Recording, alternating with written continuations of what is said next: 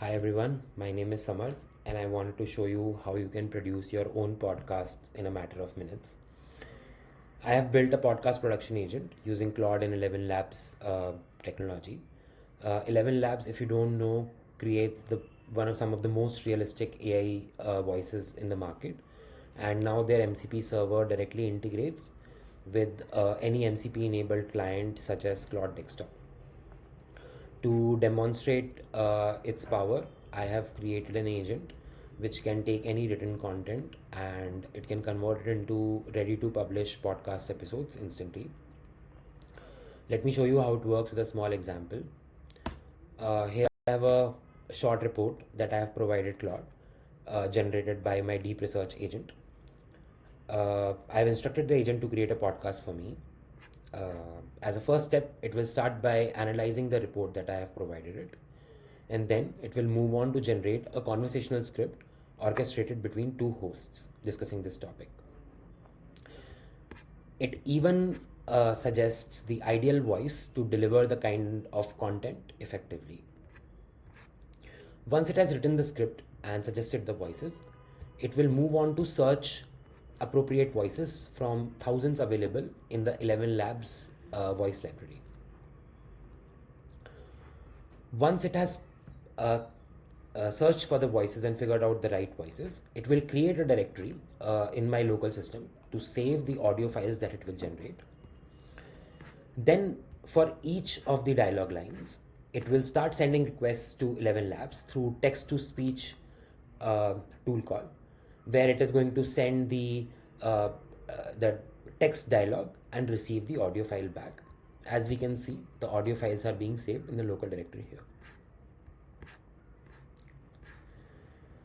Obviously, depending on the number of dialogues, it's going to take the time. I have purposefully kept this particular podcast short for the purpose of this demo. So there are only four lines of dialogues.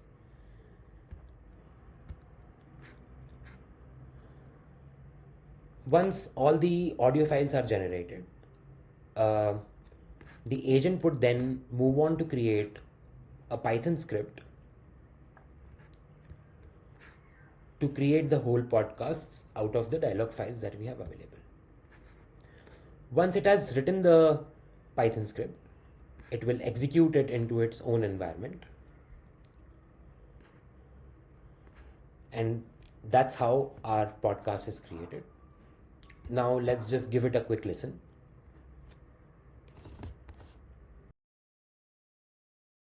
Welcome to Economic Currents, where we break down complex global trends into digestible discussions. I'm Sarah Chen. And I'm Michael Brooks.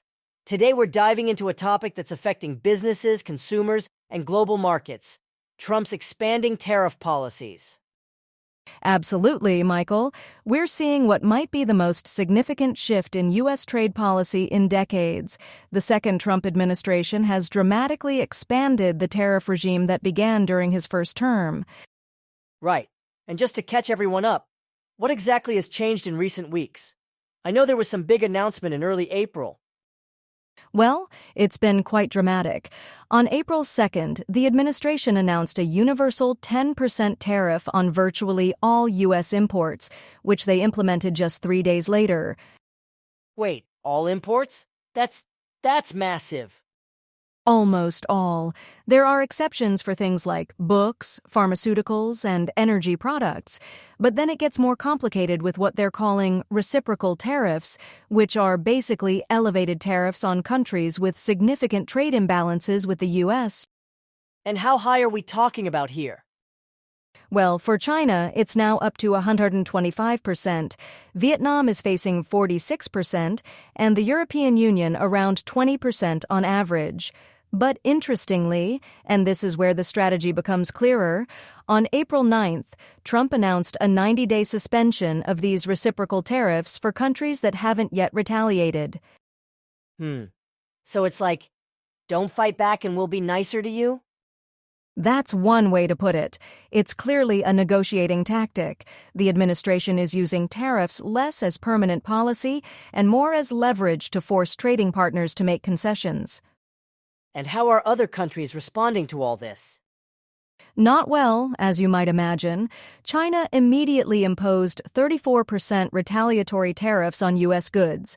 They're specifically targeting American farmers with tariffs on soybeans, wheat, and corn, products from states that supported Trump. Ouch, that's gotta hurt those agricultural communities. What about Europe? The EU just finalized $23 billion in retaliatory tariffs on U.S. goods on April 15th, and Canada has introduced tariffs specifically targeting Midwest and Rust Belt states. Again, politically strategic choices. So basically, everybody's fighting back. I'm curious, though, what's the actual goal here? What does the administration say these tariffs are supposed to accomplish? Well, supporters argue several benefits. First, they claim tariffs protect American jobs by shielding domestic industries from international competition. There's some evidence from the first Trump term that tariffs on washing machines created about 1,800 new U.S. jobs at companies like Whirlpool. But that's not that many jobs in the grand scheme of things, right? True, though some analyses project much larger numbers. Supporters also argue tariffs reduce trade deficits, enhance national security by reducing dependence on foreign imports, and serve as leverage in trade negotiations. And what about the flip side? I'm guessing there are significant downsides too. Absolutely. Critics point out that tariffs essentially function as taxes on imports, driving up prices for consumers.